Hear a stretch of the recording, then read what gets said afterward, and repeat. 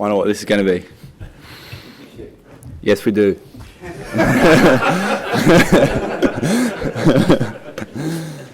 Usman, Marnus, Cam Green, Smith, Head, Bo Webster, Kerry, myself, Nathan Lyon, Josh Hazelwood, and Starkey. Starkey, not in that order.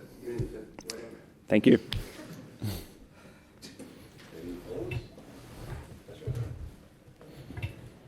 So obviously, clearly one of the big decisions has been that opening position. What's swayed you towards putting Marnus there for this game? I think, Cam Green, the last few weeks he's had, coming back in, great form. We thought he deserved a spot in the, somewhere in the batting lineup. We thought 3 probably suits him best. And then, with Marnus moving, we thought it's one spot up really. It's not too different to batting 3. He's done well here in England in the past. All the boys have trained well. Him and Sam and Josh Inglis kind of just, have all trained really well. But I thought the selectors went with Marnus, experience and done well here at Lords, but in England in general.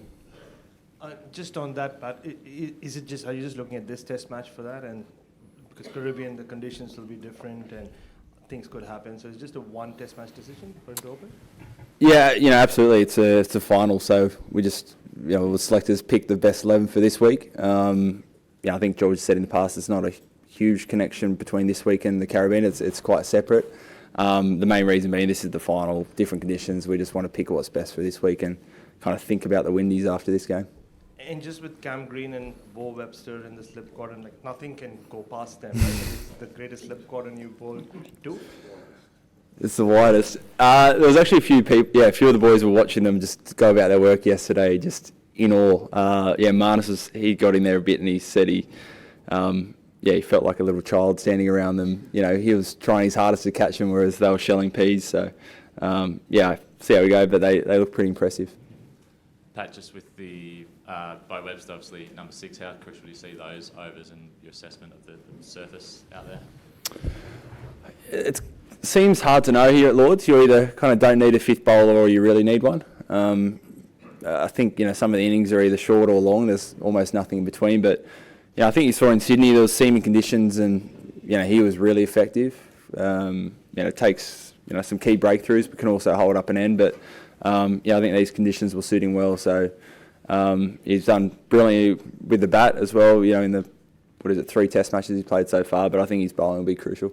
And just with Scott Boland missing out, how is that decision just keeps getting tougher and tougher with each test? Yeah, it does.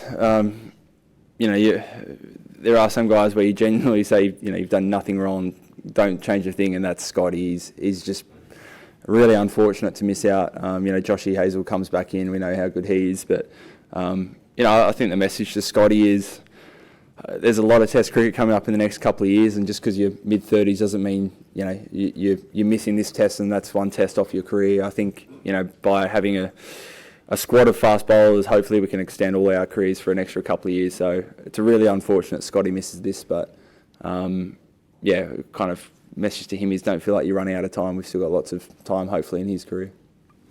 Pat, Smudge thought yesterday that the pitch might dry up a little bit and Gaz might be suited late in the match. Have you had a good look at the pitch and any thoughts on that?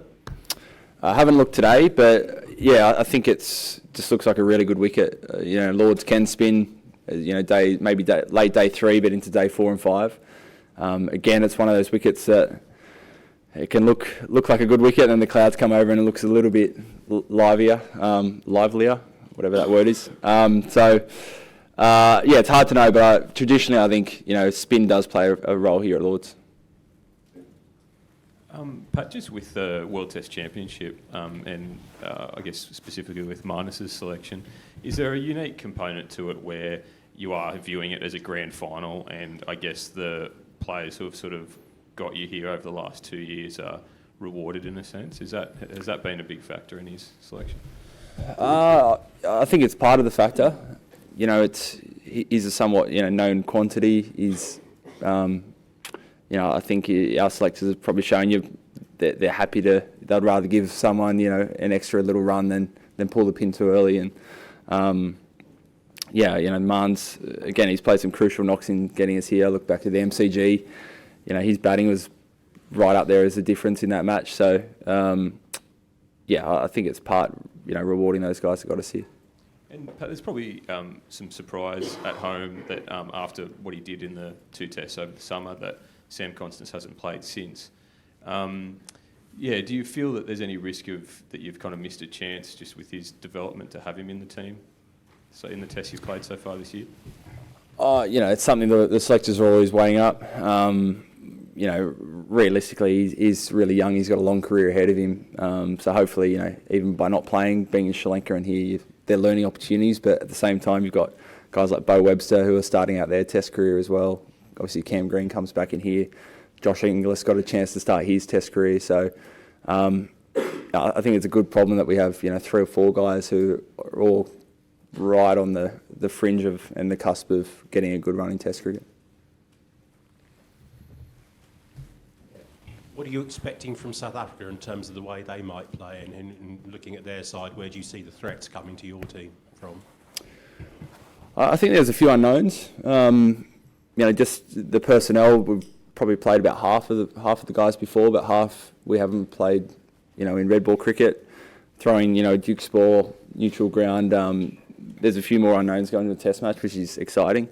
I think we're going to have to problem solve on our feet a bit more. I think no doubt, their bowlers we have seen a little bit of, and there's a couple of big wicket takers there. Rabada and Maharaj have been around for a fair while now and been successful. So they're an obvious threat, but again, some of those younger or newer guys into the team that we haven't seen before, we're going to have to be pretty sharp on. Pat, this is obviously a ground you guys do traditionally very well on. How do you feel being back at Lord's? Obviously, last time you were here, slightly controversial circumstances. Yeah, it's been great. Great few days. Maybe there's no crowds, that helps, but it's been it's always good to be back here. It's such an iconic ground, and we do enjoy playing over here. And someone like Smithy scored a lot of runs here. Past 3 or 4 Ashes series and Test matches, I think we've won or gone close to winning every test. So, it's a place we like playing at. Even, white ball cricket, we've had some success here as well. And what sort of reception are you expecting, given what happened 2 years ago? A lot of people saying the neutrals will be behind South Africa as well. Probably. Hard to know. There's a lot of Aussies here in London, so I'm sure there'll be lots of Aussies out there. Lots of South African fans as well. And, I wouldn't be surprised if the English have a few... supporting South Africa as well, but we'll wait and see. Over the period of time where I guess you've seen glimpses of Marnus, making contributions, but maybe not at the same level as he had previously, have you sort of talked to him about, I guess, what you want from him, the way you think he's best suited to play, whether it's 3 or opening this week? I have. I think, the extra layer to that is I do believe the wickets in Australia, or the pitches in Australia, being as hard as they've ever been, probably in Test cricket for the top order. Probably the start of his Test career was similar to my start, and they were pretty flat batting wickets in general, whereas the last few years have been really tough going for the top order. So I think there's that extra layer, but I think it's similar conversations to Davey Warner over here. I think it's more about the style and how they go about it. We love when they're busy and they're putting pressure back on the bowlers, and that's our message here to Marnus. Opening the batting can be tough, but it can also be sometimes the best time to bat here before the Duke's ball actually starts swinging. There's runs to be scored there. So just keeping that positive intent, I think, is when he's batting at his best. And are you crossing fingers and toes that Nathan Lyon doesn't pop a calf at Lord's again? Yes. Yeah. I wish he didn't say that.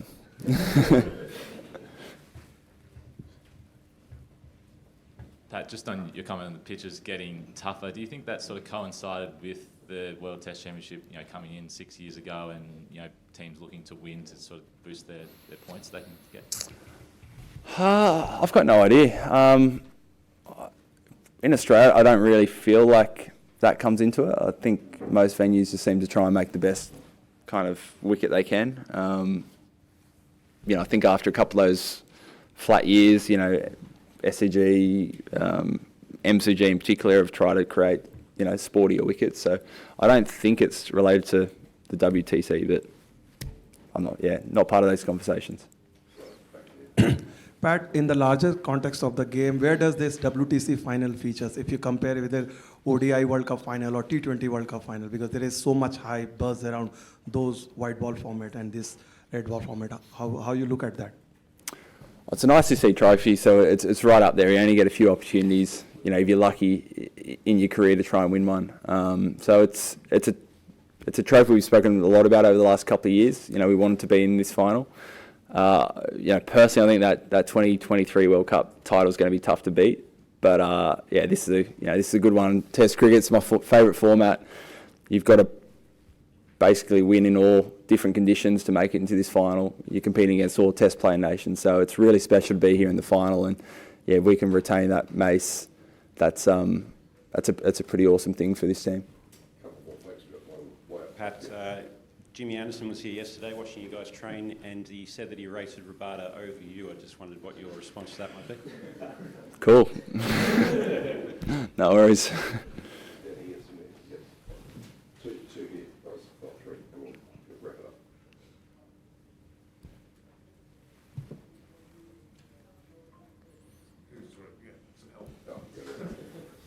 Pat, given this team's history in big finals and in comparison to South Africa's, how much do you use that in terms of when the game will get in the crunch and big moments?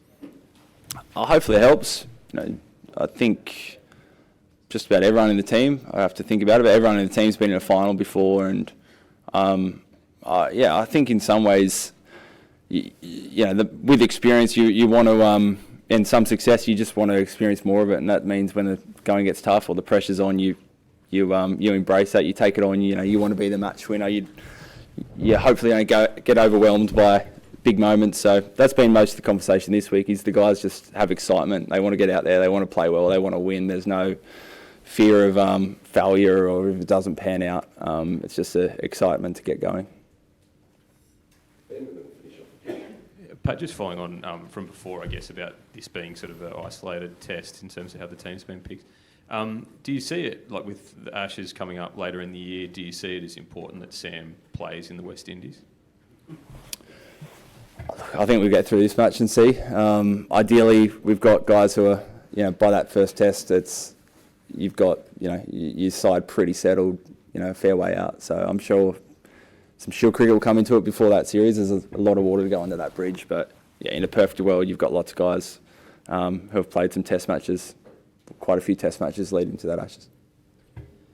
Pat, 2 years ago you won the Mace and $400,000. Now you're playing for the share of $9 million.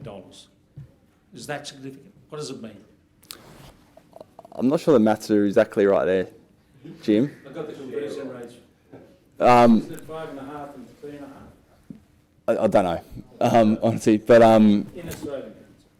yeah, I mean it's good. You know, Test cricket's something we all value. There's a lot of dollars flying around in franchise cricket that, you know, can a series can kind of come and go without you even noticing it. Whereas I think a Test series that has real worth by whatever it is, if it's TV viewership, if it's, you know, being able to fly your family to London and be part of an amazing final that the world stops and watches, or if it's a, you know, financial benefit from winning a tournament, if that helps Test cricket, I think that's only a good thing.